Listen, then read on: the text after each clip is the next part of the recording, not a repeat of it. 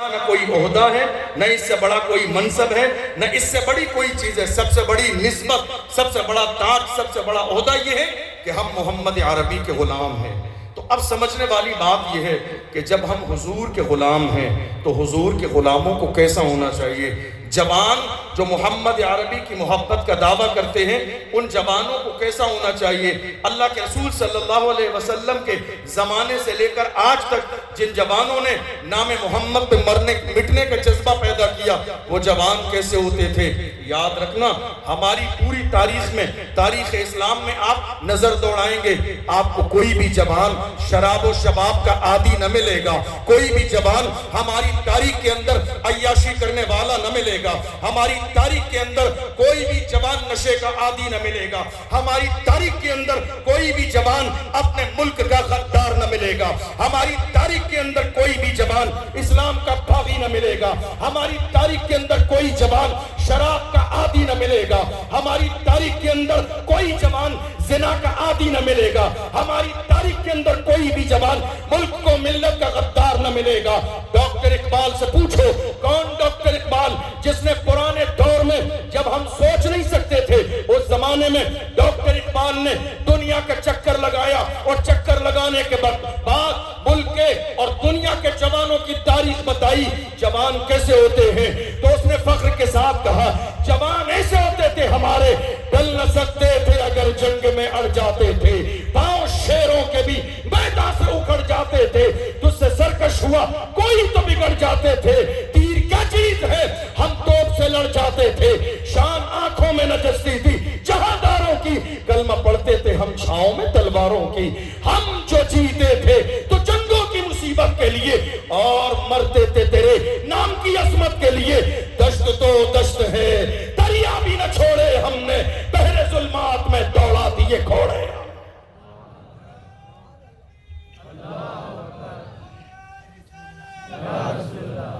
یہ جوان تھے ہمارے، دنیا کی ہر قوم کا قیمتی سرمایہ اس قوم کے جوان ہوتے ہیں، دنیا کی ہر قوم کا قیمتی سرمایہ اس قوم کے جوان ہوتے ہیں۔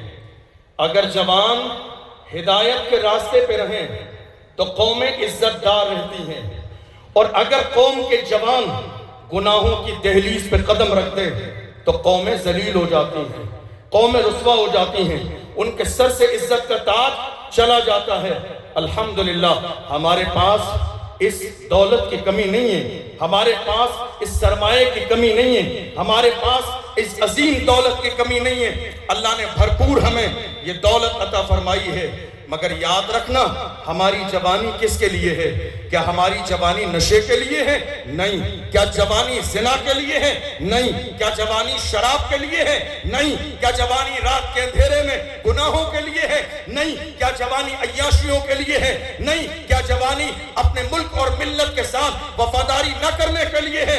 نہیں۔ آج عالم یہ ہے، دنیا کی باطل طاقتیں اسلام اور مسلمانوں کے خلاف گندے نظریات رکھنے والے وہ کوشش کر رہے ہیں کہ میری قوم کے جوان ہدایت کے راستے سے ہٹ جائیں۔ دنیا یہ خواب دیکھ رہی ہے اگر یہ سیدھے راستے پہ چلیں گے تو عزت کا تاج ان کے سر پہ ہوگا، شان کا تاج ان کے سر پہ ہوگا، وقار کا تاج ان کے سر پہ ہوگا۔ اسی لیے منظم سازش کے تحت آج ہمارے علاقوں میں نشے کو پرموٹ کیا جا رہا ہے۔ دیکھ لو موت کے سوداگر ہمارے محلے ایم ڈی بیچ رہے ہیں، ہیروئن بیچ رہے ہیں، نشہ بیچ رہے ہیں، انجیکشن باضابطہ لگائے جا رہے ہیں نشے کے لیے۔ ذہن کیا ہے، فکر کیا ہے، سوچ کیا ہے؟ میری قوم کے جوانوں کو ہدایت کے راستے سے ہٹا دیا جائے، اسی لیے ہمارے علاقوں میں نشے کو پرموٹ کیا جا رہا ہے۔ دن کے اجالے میں نشہ، رات کے اندھیرے میں نشہ، صبح و شام نشہ۔ میں کہتا ہوں میری قوم کے جوانوں، تمہاری جوانی نشے کے لیے ہے، تمہاری جوانی ایم ڈی کے لیے ہے، تمہاری جوانی گناہوں کے لیے ہے، ہرگز نہیں۔ اور اگر تم نے یہ ٹھان لیا ہے کہ نشہ کرنا ہے تو چلو میں تمہیں بتاتا ہوں، تمہیں روکوں گا نہیں نشہ کرنے کے لیے۔ ہاں بات اتنی ہے، نشہ کرنا ہے کرو دل کھول کر نشہ، لیکن ہاں لوکل والا مت کرو جس کو کرنے سے لوگ نالی اور نالے میں گر جاتے ہیں۔ لوکل والا نشہ مت کیا کرو جس کو کرنے کے بعد میں لوگ آپا کھو دیتے ہیں۔ نشہ کرو برانڈیڈ نشہ کرو، وہ نشہ جو بلال حبشی نے کیا، جو سلمان فارسی نے کیا، جو صہیب رومی نے کیا، جو عمار بن یاسر نے کیا۔ کون بلال جنہیں مارا بھی گیا، گھسیٹا بھی گیا، پھر بھی اپنے انداز میں کہتے تھے تو ہو کہ تر شروع مجھے گالی ہزار دے۔ یہ وہ نشہ نہیں جسے ترشی اتار دے۔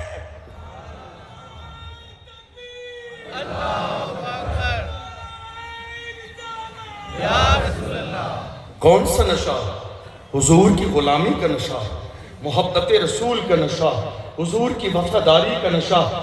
جس دن محبت رسول کا نشہ غالب آئے گا، دنیا کی کوئی ایم ڈی آپ کو متاثر نہیں کرے گی، دنیا کی کوئی ہیروئن متاثر نہیں کرے گی، دنیا کا کوئی چرس گانجا متاثر نہیں کرے گا۔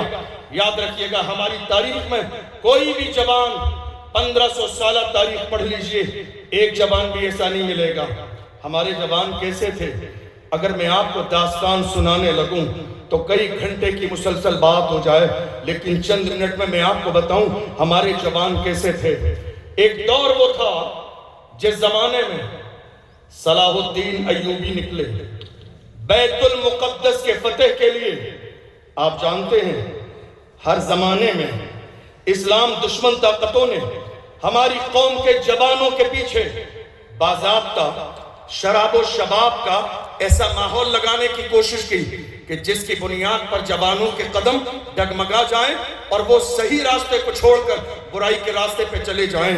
مگر اللہ کی عزت کی قسم، یہ کوئی اور نہیں، یہ ہمارے جوان تھے جنہوں نے شراب و شباب کو ٹھوکر مار کے کہا تھا اپنا سب کچھ گنبد خضرا کل بھی تھا اور آج بھی ہے، میرے نبی سے میرا رشتہ کل بھی تھا اور آج بھی ہے۔ بتلا دو گستاخ نبی کو غیرت مومن زندہ ہے، ان پہ مر مٹنے کا جذبہ کل بھی تھا اور آج بھی ہے۔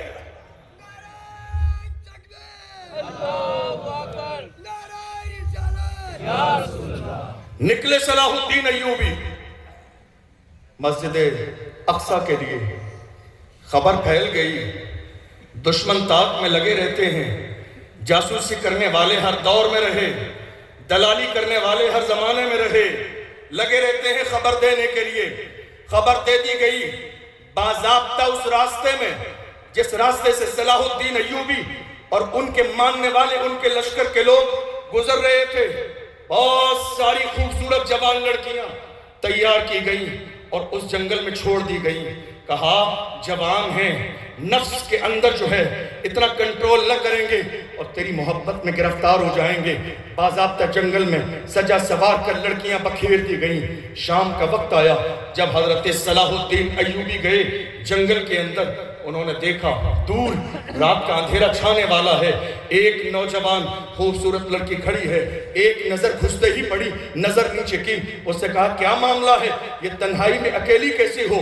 اس نے کہا بات یہ ہے کہ مجھے گرفتار کیا تھا چوروں نے، میرا سامان لوٹ لیا ہے اور مجھے یہاں جنگل میں پھینک کر چلے گئے ہیں۔ مجھے ایک مرد کی ضرورت ہے جو میرے گھر تک پہنچا دے۔ آپ نے کہا ٹھیک ہے ہم پہنچا دیتے ہیں۔ چند قدم چلے ہیں، رات کا اندھیرا چھایا، آندھی اور طوفان کا ماحول ہوا۔ وہیں ایک پہاڑ کی غار میں رکے، آگ جلا دی ہے، روشنی ہو گئی ہے۔ اس کے بعد تھوڑی دیر کے بعد آگ جل رہی ہے، جسم پانی سے بھیگا ہے۔ اس لڑکی نے صلاح الدین ایوبی کی طرف دیکھا اور دیکھنے کے بعد کہا اے صلاح الدین، کیا تیری نظر میرے حسن پر نہیں پڑی؟ کیا تو میرے حسن سے متاثر نہیں ہے؟ کیا تو میرے اوپر فدا نہیں ہوا؟ لوگ میری ایک نظر کو دیکھنے کے لیے بے چین و بے قرار رہتے ہیں، کیا تو نے میرے حسن کو نہیں دیکھا؟ میرے حسن سے متاثر نہیں ہوا؟ سنو جوانوں، ہمارے جوان کیسے تھے؟ صلاح الدین ایوبی نے کہا کسی کے حسن پر فدا ہونے کے لیے نظر بھر کے دیکھنا ضروری ہے۔ اللہ کی عزت کی قسم، محمد عربی کے اس غلام نے تیرا چہرہ نظر بھر کے دیکھا ہی نہیں۔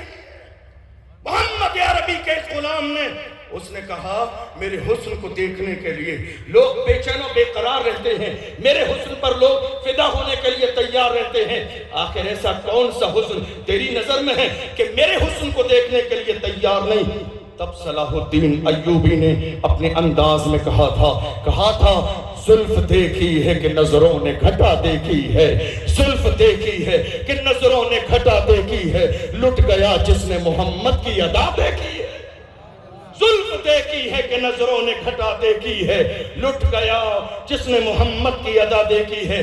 فرمایا جس کی نظر میں یار کے طلبے کا جلوہ ہو وہ دنیا کے حسن سے متاثر نہیں ہوتا، جن کی نظر میں یار کے طلبے کا جلوہ ہو وہ دنیا کے حسن سے متاثر نہیں ہوتا ہے۔ اور بڑی ہماری تاریخ میں